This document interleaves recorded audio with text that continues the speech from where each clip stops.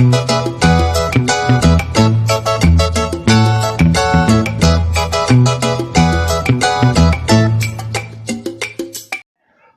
दोस्तों, परदेसी flight YouTube channel पर आप सभी का स्वागत है। दोस्तों, कुछ लोगों को एयरपोर्ट से वापस किया गया है। छुट्टी वाले थे, इंडिया में छुट्टी पर आए हुए थे सऊदी अरबिया से, फिर वापस सऊदी अरबिया जा रहे थे, फिर भी उन्हें एयरपोर्ट से वापस कर दिया गया। आखिर क्यों वापस किया गया, उनकी गलती क्या थी दोस्तों, वो मैं आपको बताने वाला हूं, ताकि आप ऐसी गलती ना दोहरा सकें और भारी नुकसान से बच सकें और आराम से सऊदी अरबिया के लिए ट्रेवल कर सकें। इसलिए दोस्तों, ये वीडियो आप आखिर तक ज़रूर देखिएगा अगर आप सऊदी अरबिया ट्रेवल करने वाले हैं तो। लेकिन उससे पहले दोस्तों, आप सबसे एक छोटी सी गुजारिश है, अगर आप हमारे चैनल पर नए हैं, अभी तक आपने परदेसी फ्लाइट यूट्यूब चैनल को सब्सक्राइब नहीं किया है, तो सब्सक्राइब कर लें, जिससे आपको लगातार इसी तरह की हेल्पफुल जानकारी मिलती रहे।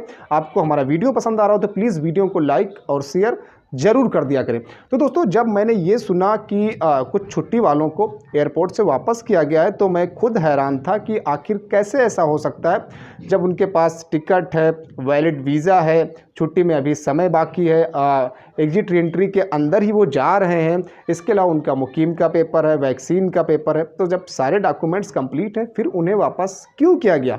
फिर इन हालात में मैंने जो लोग वापस हुए थे उनसे मैंने कहा कि आप अपना टिकट भेजो, मैं चेक करूंगा कि आखिर माजरा क्या है। जब उन्होंने टिकट भेजा तो मैंने देखा तो मैं खुद चौंक गया कि आखिर ऐसा कैसे हो सकता है। टिकट आप खुद अपने स्क्रीन पर देखिए। ये जो टिकट बुक हुआ है, ये kiwi.com वेबसाइट से बुक हुआ है, KIWI।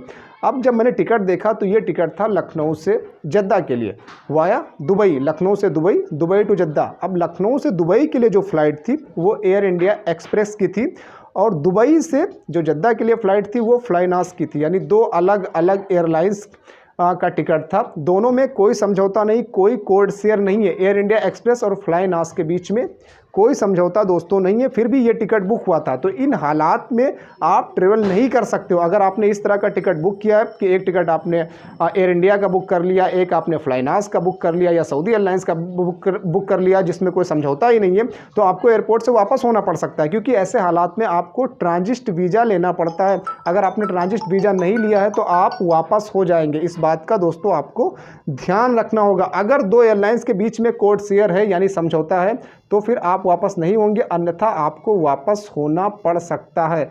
तो जब ये चीज़ें हुई तो दोस्तों, ऐसी गलती आप ना करें, ऐसी चीज़ें आप ना दोहराएं तो बेहतर होगा, क्योंकि लोगों को जानकारी नहीं होती है। लोग सस्ता टिकट देखते हैं किसी वेबसाइट पर और बुक कर लेते हैं, फिर वो एयरपोर्ट पर परेशान होते हैं।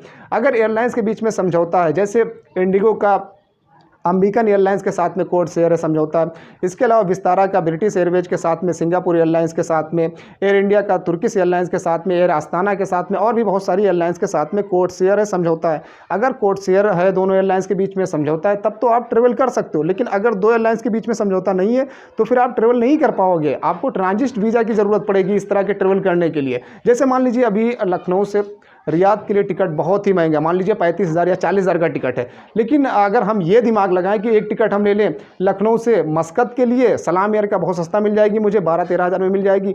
फिर हम सोच रहे हैं कि ओमान से टिकट ले लें फिर रियाद के लिए, वो भी मुझे 10-12 हज़ार में मिल जाएगी, तो मैं 20,000 में ट्रेवल कर जाऊँगा। तो ऐसी गलती दोस्तों आप मत करिएगा। इस तरह की गलती करेंगे तो आप ट्रेवल नहीं कर पाएंगे, आपका भारी नुकसान हो जाएगा। अगर दो एयरलाइंस के बीच में कोड शेयर नहीं है, समझौता नहीं है, तो फिर आप ऐसे टिकट को ना खरीदें।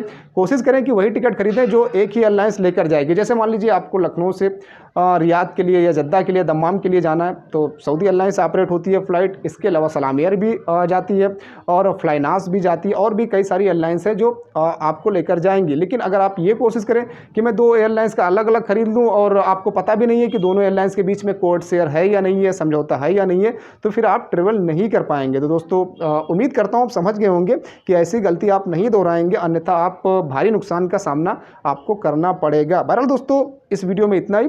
इससे जुड़ा हुआ कोई सवाल आपके जहन में है, या फ्लाइट और ट्रेवल से रिलेटेड कोई सवाल है, सऊदी अरबिया को लेकर जो PCC का नियम लागू हुआ है उससे जुड़ा कोई सवाल है, वीज़ा स्टाम्पिंग को लेकर कोई सवाल है, एयर टिकट बुकिंग को लेकर कोई सवाल है, और भी कोई आपका सवाल है, तो आप वो सवाल पूछ सकते हैं जो टूर एंड ट्रेवल से जुड़ा हुआ हो। तो मैं कोशिश करूंगा आपके सवालों के जवाब देने के। मिलते हैं दोस्तों नेक्स्ट वीडियो में, तब तक आप अपना ख्याल रखें और चैनल को सब्सक्राइब करके जरूर जाएं।